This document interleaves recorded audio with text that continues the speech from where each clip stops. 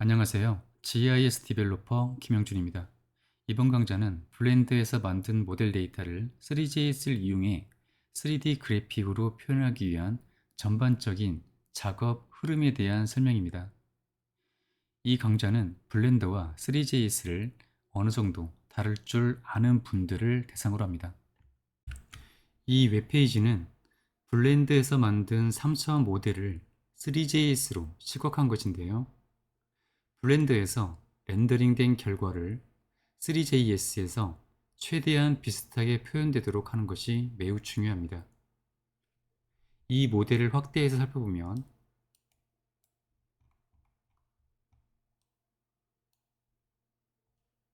보시는 것처럼 녹이 슬고 표면이 다른 금속 재질을 매우 효과적으로 표현하고 있는데요. 이러한 표현은 블렌더에서 쉐이더 기능을 이용해 만든 것입니다. 그리고 이 모델은 실외 환풍기로 보시는 것처럼 펜이 회전하는 애니메이션을 갖고 있는데요. 이러한 애니메이션 역시 블렌더에서 만든 애니메이션 데이터를 3JS에서 그대로 이용하고 있는 경우입니다. 최근에 3JS가 이 웹 GPU에 대한 기능을 애드온이 아닌 코어 개념으로 제공하고 있는데요. 이 강좌는 블렌더와 3JS의 워크플로우 이후에도 웹 GPU 기반의 3JS 프로젝트를 구성하는 방법을 설명드리겠습니다. 이렇게 구성된 프로젝트를 이용해서 블렌더에서 만든 모델을 시각화해 보았습니다. 가장 먼저 모델링할 대상을 조사해야 하는데요. 모델링할 대상의 크기와 재질 등을 확인해야 합니다. 필요할 경우 보시는 것처럼 현장에 나가 눈으로 세세하게 살펴보고 또 사진을 찍어서 모델링할 때 참고 자료로 사용할 수 있습니다.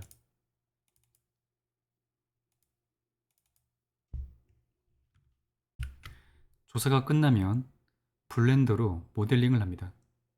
모델의 중요도에 따라서 얼마나 자세하게 모델링 할 것인지 결정되는데요. 중요한 것은 적당한 품질로 모델링하되 메쉬를 구성하는 삼각형 면의 수를 최소화해야 한다는 것입니다. 모델링할 때는 삼각형 면의 수에 대해서 너무 크게 집착할 필요가 없고 모델링이 완료되면 데서메이트 모디파이어를 추가해서 삼각형 면의 수를 최적화할 수 있습니다. 이 레이시오 값을 조정해서 삼각형 면의 수를 줄일 수가 있는데요. 모델의 형상에 크게 문제가 발생하지 않는 선에서 이 레이시오 값을 줄일 수 있습니다. 그러면 원래는 25,000개 정도의 삼각형의 면의 수가 이렇게 레이시오 값을 줄임으로써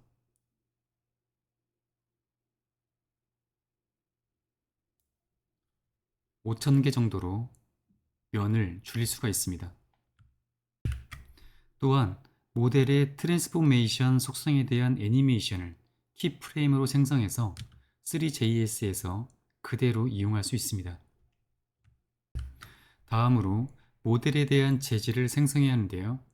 블렌더에 이 쉐이더 편집기를 이용해서 재질을 생성합니다. 보시면 여러 개의 노드들을 이렇게 연결해서 재질을 생성하고 있는데요. 이렇게 구성된 재질을 프로시주얼 머터리얼이라고 합니다. 보시면 이 부분에 대한 재질이고요. 그리고 이 부분에 대한 재질, 또 이 부분에 대한 재질, 또한 이 부분에 대한 재질, 여기는 이 부분에 대한 재질입니다. 이렇게 블렌드를 이용해서 만든 프로시주얼 머터리얼은 3JS에서 그대로 사용할 수 없습니다. 그래서 이 프로시주얼 머터리얼의 결과를 이미지로 만들어줘야 하는데요. 이를 텍스처 베이킹이라고 합니다. 텍스처 베이킹을 위해서는 먼저 베이킹을 위한 UV 좌표를 생성해야 합니다. 이를 위한 편집기가 UV 편집기입니다. 바로 이 부분이고요. 모델에서 노란색으로 선택된 부분에 대한 UV 영역을 이렇게 만들어 두었는데요. 오렌지색 부분이 UV 영역입니다. UV를 생성할 때는 텍스처 이미지 영역을 최대한 사용할 수 있도록 UV 영역을 펼쳐야 하고요. 서로 다른 UV 영역이 중첩되어서는 안 됩니다. 또한 중요하지 않은 부분은 그 크기를 줄여도 되는데요. 예를 들어서 이 부분이 별로 중요하지 않은 부분이라면 크기를 최대한 줄이고요. 이렇게 줄여서 확보된 영역을 좀 더 중요한 부분에 활용할 수 있습니다. 이렇게 베이킹을 위한 UV까지 만들었다면 이제 프로시주얼 머터리얼을 텍스처 이미지로 베이킹할 수 있게 됩니다. 베이킹하기 위해서는 반드시 렌더 엔진을 사이클로 지정해야 합니다. 이렇게 사이클로 지정을 하고요. 그리고 가능하다면 디바이스를 CPU가 아닌 GPU로 지정하시기 바랍니다. 그리고 스크롤해 보면 여기에 베이크가 보이는데요. 기본적으로 베이킹할 수 있는 텍스처 이미지의 종류는 다음과 같습니다. 우리가 베이킹해야 할 가장 기본적이고 중요한 텍스처는 이 디퓨즈, 그리고 러프니스, 그리고 노멀입니다. 여기에 추가적으로 메탈릭이 있는데요. 여기 보시면 메탈릭은 보이지 않습니다. 메탈릭은 이 이미트로 만들 수가 있는데 이에 대해서는 좀 더 이후에 설명드리겠습니다. 여튼 중요한 것은 우리가 베이킹해야 할 가장 기본적이고 중요한 텍스처는 디퓨즈, 메탈릭, 러프니스, 노멀이라는 것입니다. 이 부분에 대한 재질을 베이킹해 보겠습니다. 먼저 디퓨즈 텍스처 이미지를 베이킹을 이용해 만들어 보겠습니다. 이를 위해서 베이킹한 모델을 이렇게 선택하고요. 그리고 쉐이더 편집키를 이렇게 표시해 둡니다. 그리고 디퓨즈 이미지가 저장될 새로운 이미지 텍스처 노드를 하나 추가합니다.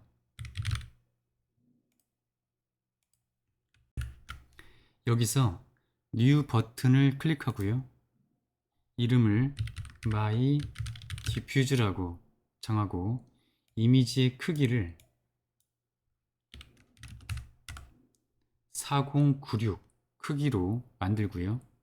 필요하다면 나중에라도 생성된 이미지 크기를 줄여도 됩니다. 그리고 New 이미지를 클릭합니다.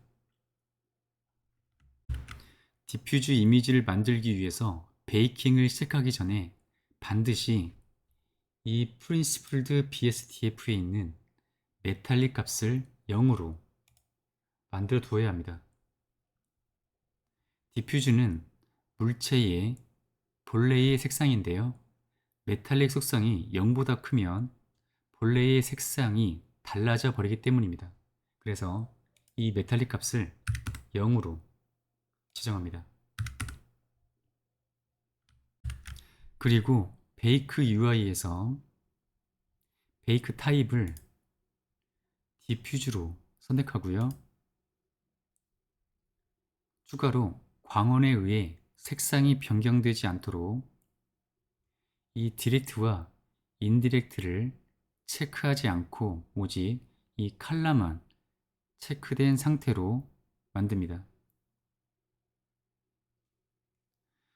베이크 버튼을 누르면 베이킹이 시작되는데요. 좀 더 빠르게 베이킹 되도록 이 렌더 탭에 있는 맥스 샘플스를 10으로 낮춰둡니다. 어차피 이렇게 광원에 대한 영향을 고려하지 않고 색상만을 이용해서 텍스처 이미지를 만들므로 이 샘플스를 10으로 둬도 충분히 좋은 이미지를 베이킹할 수 있게 됩니다. 이제 이 베이크를 누르면 되는데요. 여기서 한 가지 더 확인해야 할 것은 이 베이크를 누름으로써 만들어지는 텍스처 이미지가 저장될 노드를 반드시 이렇게 선택을 해 두어야 합니다. 이렇게 선택을 꼭 해 두시고요. 베이크 버튼을 클릭해서 베이크 이미지를 만듭니다.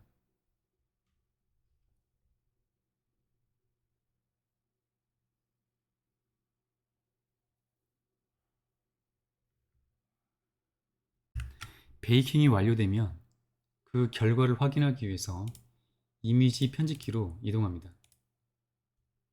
그리고 여기서 디퓨즈가 저장될 이미지인 마이 디퓨즈를 선택을 하고요. 그 내용을 보면 이렇게 디퓨즈 색상이 생성된 것을 확인할 수 있습니다. 이렇게 생성된 이미지는 저장을 해야 하는데요. 이렇게 이미지 뒤에 별표 문자가 붙어 있다는 것은 아직 이 이미지가 파일로 저장되지 않았다는 것을 의미합니다. 저장하기 위해서 이 Save As 메뉴를 실행하고요. 여기서 확장자를 PNG가 아닌 JPG를 선택하고 my 밑줄 diffuse.jpg로 저장을 합니다. 이렇게 해서 디퓨즈 이미지를 다 만들었는데요. 이렇게 디퓨즈 이미지를 다 만들었다면 앞서서 이 메탈릭을 0으로 지정을 했는데 이를 다시 원래의 값으로 되돌려 두어야 합니다. 여기서는 바로 1이었습니다. 이제 러프니스 이미지를 베이킹해 보겠습니다. 러프니스 이미지를 위한 이미지 노드를 하나 만들고요. 뉴 버튼을 눌러서 이름을 my roughness라고 만들겠습니다. 크기는 동일하게 4096으로 하고요. 뉴 이미지 버튼을 눌러서 만듭니다. 그리고 컬러 스페이스를 sRGB가 아닌 non color를 선택합니다. 러프니스 값은 색상 값이 아닌 어떤 거칠기를 나타내는 값이기 때문에 이렇게 non color로 입력을 해 두어야 합니다. 그리고 베이크 타입을 러프니스를 선택하고요. 그리고 이 my roughness를 이렇게 반드시 선택된 상태로 지정합니다. 그 다음에 이 베이크 버튼을 클릭해서 러프니스 이미지를 베이킹합니다.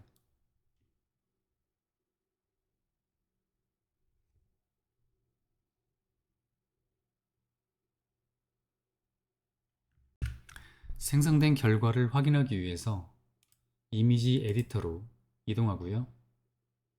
여기서 My Roughness를 선택해 보면 만들어진 결과 이미지를 확인할 수 있습니다.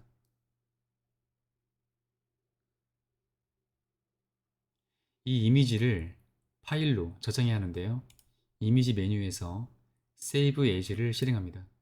그리고 파일 형식을 PNG가 아닌 용량이 작은 JPG로 변경하면 이렇게 myroughness.jpg로 저장할 수 있게 됩니다. Save as 이미지를 눌러서 저장하고요. 다음은 노멀 맵을 베이킹 하겠습니다. 이를 위해서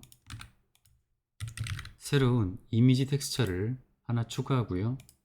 New 버튼을 눌러서 my 노멀이라고 입력하겠습니다. 이미지 크기는 앞서 동일하게 4096으로 지정하고요. New 이미지를 클릭합니다. 그리고 이 컬러 스페이스를 넌 컬러로 지정합니다. 노멀 이미지 역시 일반적인 색상 이미지가 아닌 노멀 데이터가 저장된 이미지이므로 색상 컬러를 넌 컬러라고 지정해야 합니다. 그 다음에 이 my 노멀을 이렇게 반드시 선택을 해 두고요. 그리고 베이크 타입을 노멀로 지정하고 베이크 버튼을 클릭해서 베이킹합니다.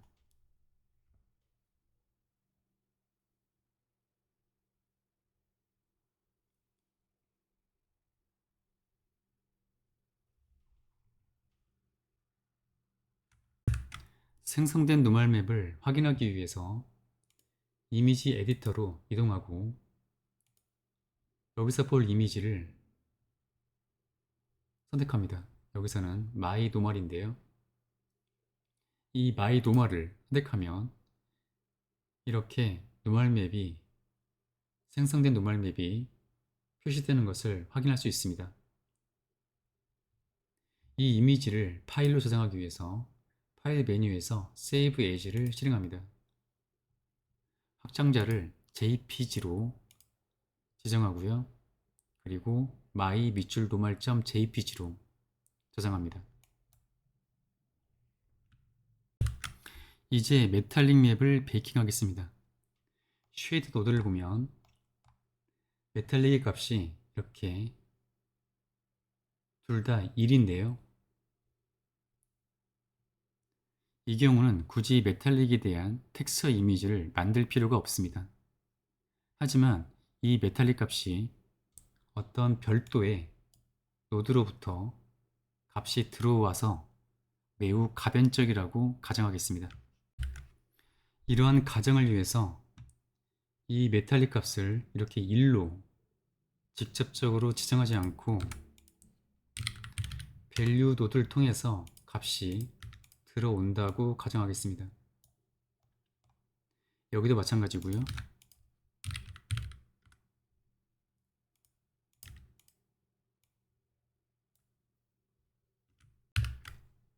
이 두 개의 프린시플드 BSDF가 믹스 쉐이드를 통해서 섞이듯이 메탈릭을 위한 이 두 개의 밸류 노드 역시 섞여야 합니다. 이를 위해서 믹스 노드를 이렇게 추가하고요. 그리고 이 밸류를 여기에 연결하고 이 밸류는 여기에 연결합니다. 그리고 이 팩터에 여기에 연결된 이것과 동일한 노드를 이렇게 연결하고요. 이 믹스 노드의 결과를 확인하기 위해서 컨트롤 시프트 키를 누른 상태에서 이 노드를 클릭해 보면 이 믹스 노드의 결과를 이렇게 확인할 수 있습니다. 컨트롤 시프트 클릭을 통한 이러한 확인을 위해서는 별도의 애드온이 필요한데요. 필요한 애드온은 바로 이 노드 랭귤러입니다.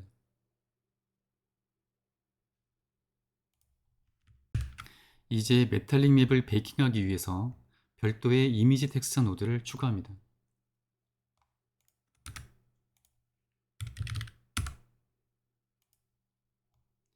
뉴 버튼을 누르고요. my 메탈릭이라고 만들고 이미지의 크기는 4096으로 앞서 동일하게 만들고요. 뉴 이미지 버튼을 클릭합니다. 그리고 이 컬러 스페이스를 넌 컬러라고 지정하고요. 이 노드를 이렇게 선택한 상태에서 베이크 타입을 이미트로 지정합니다. 그리고 베이킹합니다.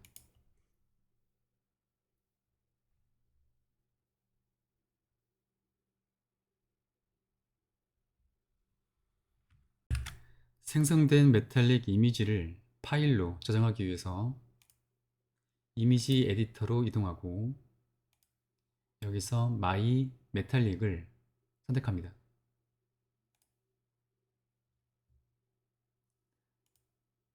그리고 이미지에서 Save As를 실행하고 파일 포맷을 JPG로 지정하고요. 이렇게 하면 mymetallic.jpg 파일로 저장할 수 있습니다. 이렇게 해서 기본적이고 가장 중요한 4개의 텍스처 이미지를 생성했습니다. 이제 이 4개의 이미지를 이용해서 이것과 동일한 재질 효과를 표현할 수 있어야 하는데요. 한번 확인해 보겠습니다. 확인을 위해서 가장 먼저 텍스처 코디네이트 노드를 구성해야 하는데요. 이를 위해서 이 노드를 이렇게 선택한 상태에서 컨트롤 T키를 입력합니다. 그리고 이 매핑 노드에 이 벡터를 이렇게 연결합니다.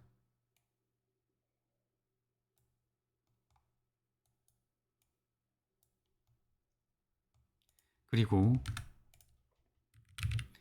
노멀맵 노드를 이렇게 추가하고요. 이 my 노멀에서 이 컬러를 이 노멀맵의 컬러로 연결하고요. 그 다음에 프린스플드 BSDF를 이렇게 추가하고 my 디퓨즈를 이 베이스 컬러로 연결하고 my 러프니스를 러프니스에 연결하고요. 그리고 노멀 맵을 이 노멀에 연결합니다. 그리고 my 메탈릭을 이 메탈릭에 연결합니다. 마지막으로 이 프린시플드 BSDF를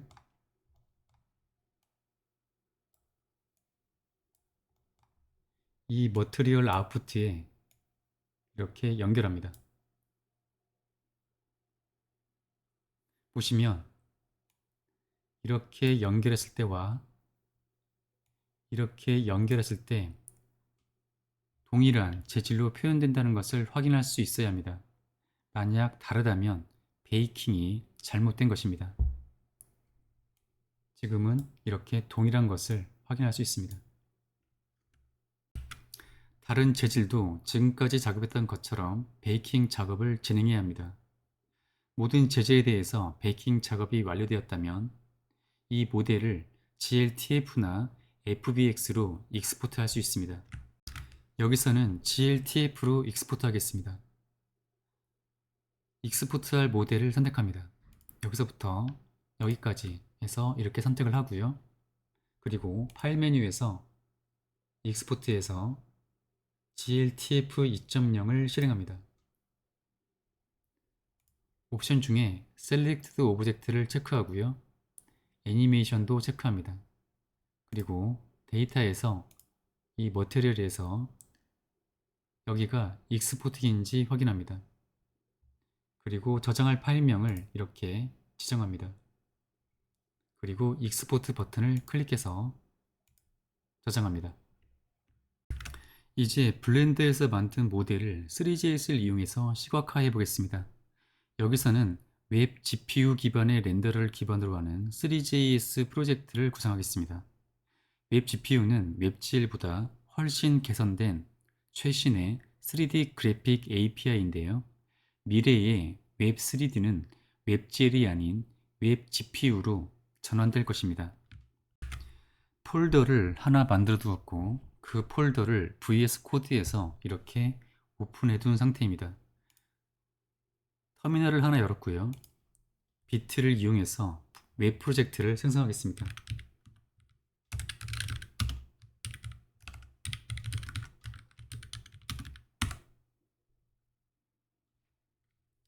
여기서는 바닐라 자바스크립트 언어를 사용하겠습니다. 그리고 npm i를 입력하고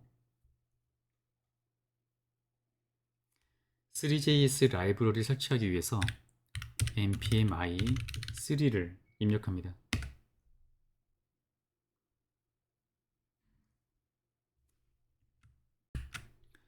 퍼블릭 폴더에 앞서 블렌더에서 만든 모델 데이터와 그리고 환경 맵으로 사용할 EXR 데이터를 복사해 두었습니다.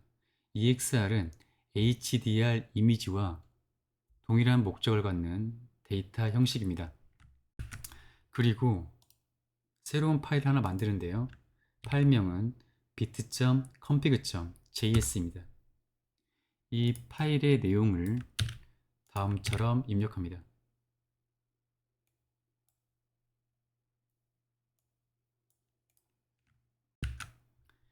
이 내용은 3JS 라이브러리에서 참조하고 있는 API에 대한 실제 경로를 이렇게 명시하고 있는데요. 이러한 명시는 웹GL이 아닌 웹 GPU에 대한 API를 참조하도록 만듭니다. 이제 실행을 위해서 npm run dev를 입력하고요. 이 링크를 컨트롤 키와 함께 클릭합니다. 그러면 이런 실행 결과를 확인할 수 있고요. 이제 app.js 파일을 하나 추가합니다. 이 파일은 앱이라는 클래스를 하나 익스포트 하고요. 그리고 생성자를 이렇게 갖습니다. 그리고 main.js 파일을 다 지우고요. 다음처럼 변경합니다. 그리고 style.css를 모두 지우고 다음처럼 변경합니다. 이제 app.js에 관련된 코드가 작성되는데요. 가장 먼저 필요한 API를 임포트하는 코드를 다음처럼 추가합니다.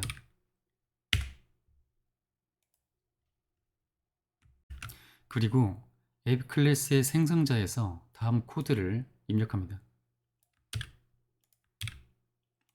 이 밑줄 셋업 3JS는 3JS에 대한 초기화 코드가 실행되는데요. 이 메서드에 대한 코드는 다음과 같습니다.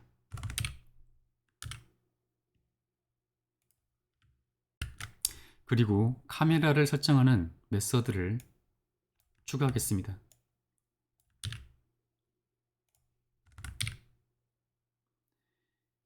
이 메서드를 생성자에서 호출하도록 코드를 입력합니다.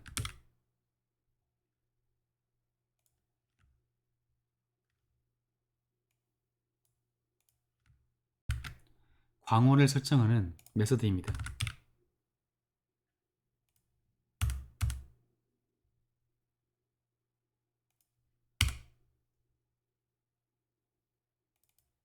이 메서드를 생성자에서 호출합니다.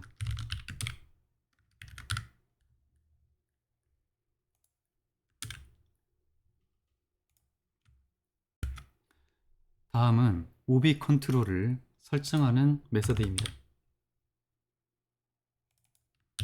이 메서드를 생성자에서 호출하도록 하고요.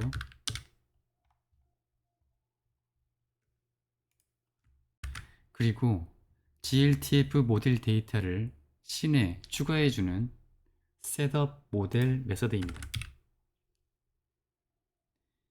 이 밑줄 셋업 모델 메서드는 다시 밑줄 셋업 shadow라는 메서드를 호출하고 있는데요. 여기에 대한 코드는 다음과 같습니다.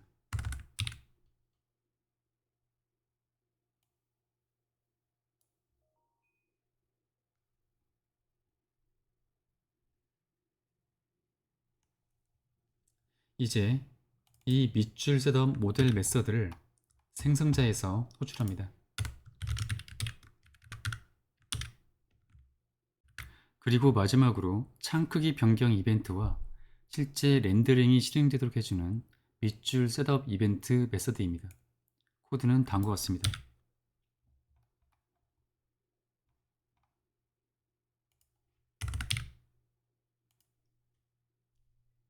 이 메서드는 보시는 것처럼 resize 메서드를 호출하고 있는데 resize 메서드는 다음과 같습니다.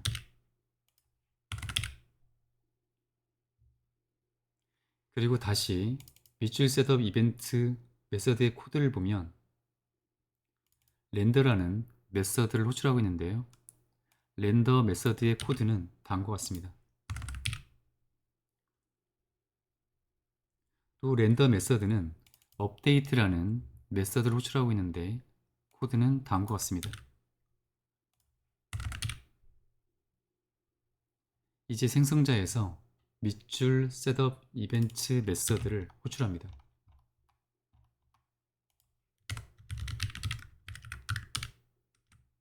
실행 결과를 보면 블렌더에서 만든 이 모델이 거의 그대로 웹에서 애니메이션과 함께 렌더링 되는 것을 확인할 수 있습니다.